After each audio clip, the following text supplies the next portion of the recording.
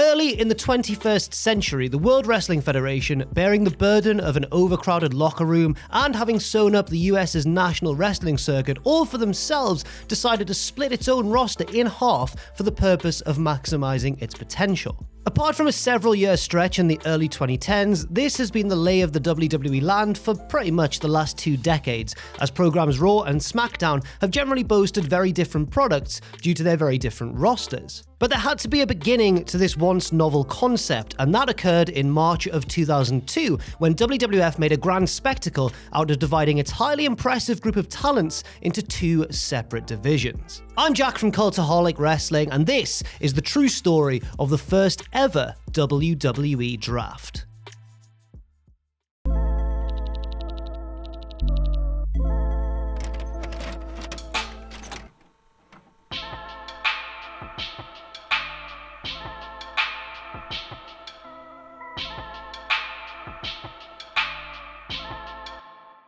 The idea for splitting the rosters goes back to 2001, where it would have served an understandable purpose. When the WWF began plucking desirable assets from the wreckage of WCW, among their absorptions were the contracts of 24 different performers. This was headlined by the likes of Lance Storm, Shane Helms, Stacy Keibler, and Chavo Guerrero Jr. Bigger names like Booker T, Diamond Dallas Page, Torrie Wilson, and Buff Bagwell came along later on different deals. The intention was for WCW, in storyline, to take over Monday Night Raw for the time being, while the WWF would control SmackDown on network TV. On that fateful Raw in which Bagwell and Booker had their much maligned main event showdown, a night-long threading angle took place in which Vince McMahon was seduced by Torrie Wilson.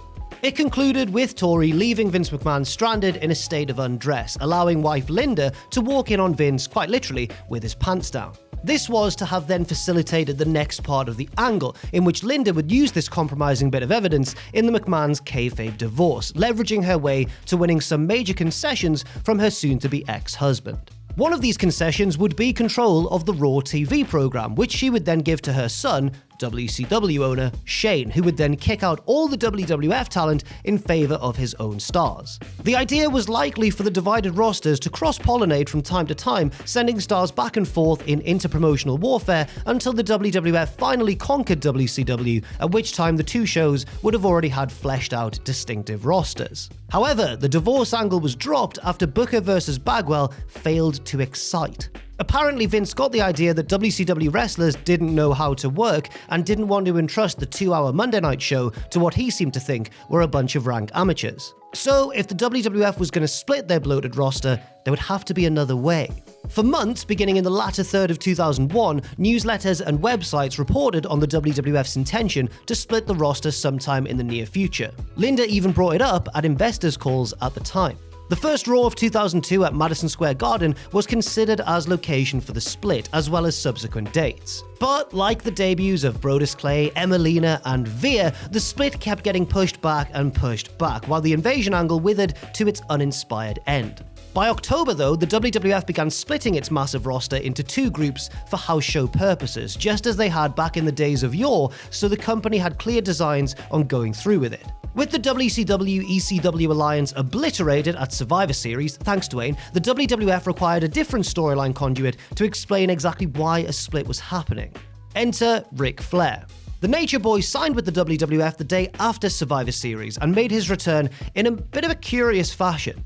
With Shane and Stephanie banished as a result of the invasion's end, the story was that Flair purchased their ownership shares, making he and Vince 50-50 owners of the WWF. It's a little bit convoluted, yes, but this is pro wrestling, and to be fair, a Vince and Flair dynamic could be interesting. And indeed, it had its moments, from a Royal Rumble street fight that was better than it had any right to be, really, to a surly Vince bringing back the NWO out of spite, to Vince exploiting Flair's deteriorating mental state when the latter found himself embroiled in a heated feud with The Undertaker. Vince and Flair were constantly at odds, and Vince tried to leverage Flair out by any and all means.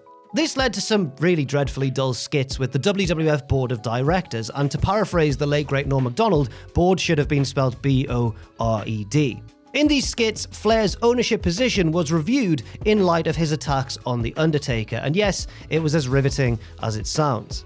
But there was a payoff to this soul-crushing tedium. In partial deference to Vince and Flair's ongoing animosity, the night after WrestleMania 18, Linda announced a forthcoming brand extension in which Flair would control Raw and Vince would get SmackDown. To fulfill this split, a draft would take place on the following week's Raw, an unprecedented event in the show's 9-year history. Now, of course, there were some risks to this plan. While the split was necessary to get everybody in a very deep locker room involved, there was a chance that they could be spreading the roster too thin. By enacting a split, they were banking on, say, 8 of the WWF's top stars being able to sustain fan interest in a show as opposed to a usual top 16. For example, would people go and see a house show for The Rock and Triple H if they knew that Austin and Undertaker weren't going to be there? Now that of course sounds really silly today because all 4 guys are monstrous names, but it just shows how deep and stacked the roster was at the time. The Rock and Stone Cold, of course, were the WWF's biggest stars, so they couldn't really be on the same brand. Indeed, The Rock was intended to head up SmackDown, the show named for one of his many catchphrases, while Austin would lead the brigade on Raw, the show that he led to ratings gold 4 years earlier. But while that was the plan, Austin wasn't going to be present for the draft itself. After more than 5 years of starring in the WWF as one of the promotion's very top guys ever, Austin wasn't thrilled with his current position in the company. Existing a notch below the main event picture and feuding with the NWO, particularly Scott Hall, whom Austin didn't care to work with for a number of reasons, Stone Cold was questioning his booking more than ever. And so, the day after beating Scott Hall cleanly at WrestleMania, Austin walked out of the company. To explain Austin's absence during the draft in kayfabe, WWF claimed that Austin had this weird clause in his contract stating that if the WWF were ever to split into 2 entities, he could claim free agency and sign with whichever show he preferred. Therefore, he was immune to the draft. Now, was this convoluted? Oh hell yeah, but it did allow for Austin to take residence on Raw whenever his walkout ended. But Austin or no Austin, many months of split chatter finally culminated on Monday, March 25th, 2002, when the WWF held its draft at the Bryce Jordan Center on the campus of Penn State University. The only other immune talents in this draft were WWF champion Triple H and women's champion Jazz. The idea was for the two to drift back and forth between brands, facing all possible top challengers within the company. But you know what they say about the best laid plans of mice and men, they're forgotten about within weeks, and the boring old status quo is restored faster than you can say business as usual. I think that's the quote, isn't it? Sorry, that was a little bit cynical of me. Accurate, yeah, but cynical nonetheless. Vince earned the first pick via coin flip, so he selected The Rock, as expected, and then The Rock made fun of Vince, as expected. Ric Flair picked next, selecting arch-rival Undertaker, who responded from the talent pool room with one of the all-time great looks of disgust. Look at that, he is not a happy bunny. From there, Vince picked Kurt Angle, while Rick chose the NWO trio of Scott Hall, Kevin Nash, and X-Pac. Vince then picked the injured and absent Chris Benoit, while Flair went with Kane. McMahon added Hulk Hogan with the 7th overall pick, leaving Flair to counter with reigning IC champion Rob Van Dam. Tag champs Billy and Chuck, along with new stylist Rico Constantino, went 9th to the Blue brand, while Booker T went 10th to Raw. Rising star Edge then went 11th to SmackDown, while Big Show went 12th to the Red brand. So to recap the first 6 rounds, that's Rock, Angle, Benoit, Hogan, Billy and Chuck, and Edge to SmackDown, while Raw gets Undertaker, the NWO, Kane, Rob Van Dam, Booker T, and The Big Show. Now, just on a first glance, you can see that the balance seems a little bit heavier on action on the SmackDown side of things, especially without Stone Cold there to boost Raw as intended. But the star power is undeniable regardless. Whether there's enough on each show to sustain interest remained to be seen. From there, things take a bit of a turn. SmackDown added Rikishi to kick off the 7th round, while Raw selected Bubba Ray Dudley. This was quite interesting, seeing as Bubba was still in a partnership with brother Devon, just as he had been for the last 5 years. But not for long, because as you may know, seconds later, Vince selected Devon for SmackDown. Now, there are several problems here, not least of which was splitting one of the company's most reliable and popular duos without any foretelling. The other glaring issue is consistency, because 2 groups, the NWO and Billy and Chuck, had already been drafted in their collective form. And now you're trying to tell me that Flair only has interest in Bubba, while Vince is all too giddy to snatch up solo Devon seconds later. It doesn't quite make sense. Needless to say, the Dudleys' on-screen response to being separated mirrored the real response of many of the people watching from home. Focus quickly shifted to incoming curiosity Brock Lesnar, who had brutalized Rikishi moments before a scheduled match. An impressed Vince McMahon breathlessly tried to select Lesnar for SmackDown, only to be reminded that it wasn't his turn, and instead, Flair picked the blue chip beast incarnate for his show. The next pick was a curious one, as Mark Henry went to SmackDown. What made it curious was that Henry had spent the previous 2 years retooling in developmental and was now being reintroduced to the WWF audience through a gimmick that accentuated his inhuman strength. But nothing against the World's Strongest Man, he wasn't exactly a red-hot name in 2002. That would come later on in his career, so the pick felt quite odd. From there, William Regal went to Raw, while hardcore champion Maven went to SmackDown, and Lita was drafted to Raw with the final televised pick. Then came the untelevised portion. The fates of the rest of the roster remained up in the air, and most people wondered where the likes of Chris Jericho, Trish Stratus, the Hardy Boys, Stacy Keibler, Christian, and others would wind up. And honestly, those talents were wondering the same thing. If you can believe it, the WWF would not divulge any draft info to these performers, and they had to learn their brand designations the same way everybody else did, by logging onto the WWF website and occasionally hitting refresh. Bear in mind, these were the days before smartphones with lightning-fast internet capability, so it's not like Jeff Hardy can drive while Matt constantly sits in the passenger seat and refreshes Twitter. No, this was 2002.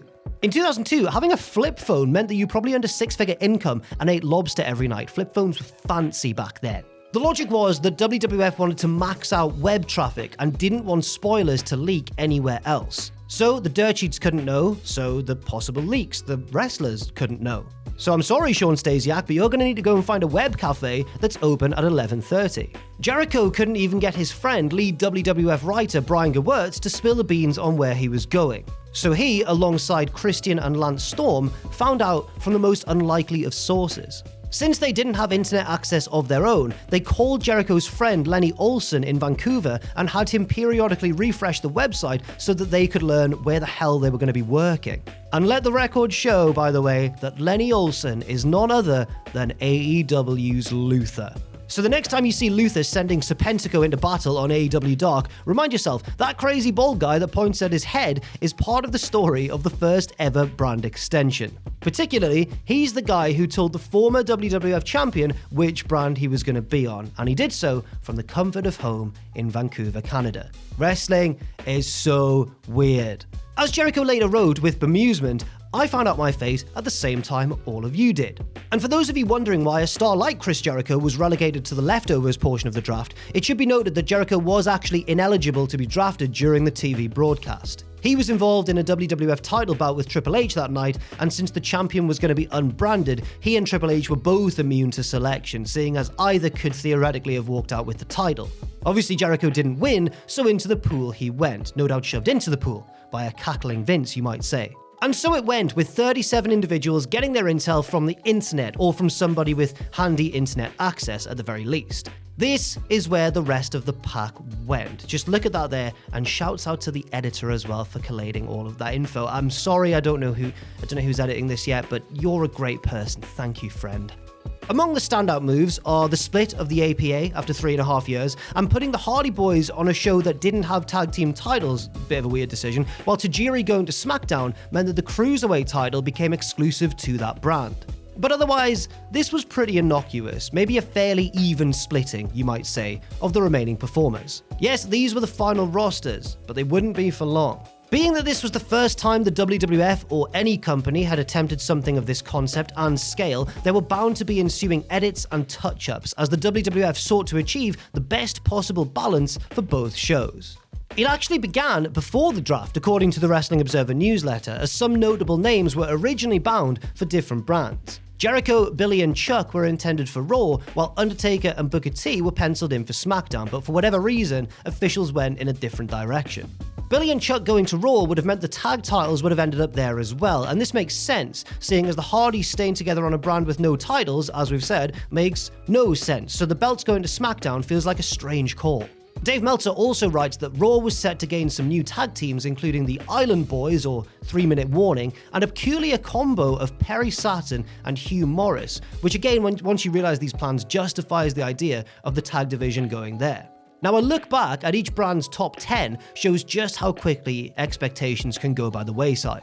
Here's SmackDown's top 10 over the year that followed and what happened to them. The Rock, he was compromised by movie commitments. Kurt Angle, he was reliable until neck injury sidelined him a year later. Chris Benoit, he spent some time on Raw, but was mostly reliable. Hulk Hogan, his appearances became more sporadic until leaving in 2003. Billy and Chuck, they split when Billy was hurt later that year and then went their separate ways afterwards. Edge was reliable until his spinal injury the following year. Rikishi was reliable. Devon moved to Raw in November. Mark Henry was injured shortly thereafter and sidelined for over a year. And Maven sadly never blossomed on SmackDown and moved to Raw that autumn. Now here's Raw. The Undertaker moved to SmackDown in August. The NWO, oh, this is a convoluted one. So Hall was fired in May, X-Pac was fired in August, and Kevin Nash was mostly injured but gone by the end of 2003. Kane was injured for much of 2002, but was steady after that, as Kane is. RVD was reliable, Booker T was reliable, Big Show moved to SmackDown in October, Bubba Ray Dudley was reliable, Brock Lesnar moved to SmackDown in August. I think we associate Brock more with SmackDown in our heads. William Regal was reliable until heart issues sidelined him in 2003, and Lita injured her neck in April and missed 18 months of action. Now that's just 9 of the top 20 picks that benefited their drafting brand of choice for virtually the whole year that followed. We'll include Kane, despite missing a few months early on due to injury. The rest either changed brands to fit plans, or suffered significant injuries, or just left the company altogether. Post-draft, the edits continued in earnest. The Hardcore title moved to Raw when Raven defeated Maven, sadly not in New Haven, on the final SmackDown before the changes went effective. Raw did gain the services of Stone Cold Steve Austin when he returned the week following the draft. They also acquired a healthier Eddie Guerrero, re-signed 4 months after he was fired due to ongoing personal issues. And later that year, a returning Shawn Michaels added even more zest to a brand in need of it. Talents began crisscrossing between the brands, explained in kayfabe as kind of a grace period where wrestlers could decide where they wish to work. Benoit returned from his long injury absence on Raw instead of on SmackDown, but he later crossed back to SmackDown with Guerrero. And Eddie's nephew, Chavo, as well as the debuting Rey Mysterio, would come to fortify SmackDown as the premier brand for in-ring wrestling.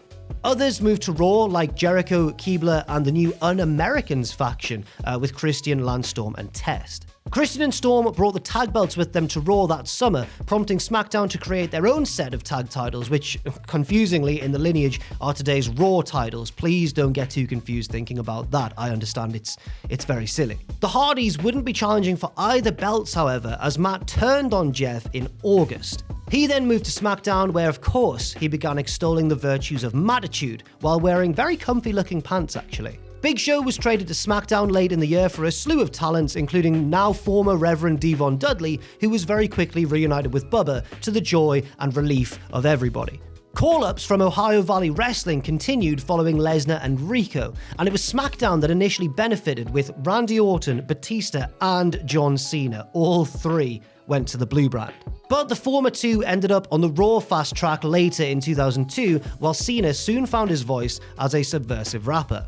The idea of top champions floating back and forth was killed off by the autumn, as now WWE Champion Lesnar signed exclusively with SmackDown, so in turn, Raw restored the big gold belt and then just gave it to Triple H. However, there would only be one women's champion for the next 6 years, as Raw was where the women wrestled and SmackDown is where the women, well, they wrestled as well, but they did it without any clear endgame or goal, which is weird, but sort of like the entire WWE mid-card today, am I right? Oh, I am right. It took many months after the initial draft, but eventually all of the titles were minted and all the talents were locked into place. Raw and SmackDown were now completely distinct from one another, both gaining new show theme songs and entrance sets along the way. Though WWE has continued to go to the well of annual drafts, superstar shakeups, and all the rest of it, it's hard to beat this weird charm of the original. Though it defied all prior wrestling convention, the original attempt at a roster split proved emblematic for the time, and in a positive way too, in quite a few ways. Yes, there were rough spots, definitely, but the novelty of the idea and its total execution gave 2002 to 2003 WWE a very unique flavour of its own. The first ever WWE draft is just like many of the organization's most enduring creations. Different, intriguing, occasionally uneven, but wholly memorable and also era-defining.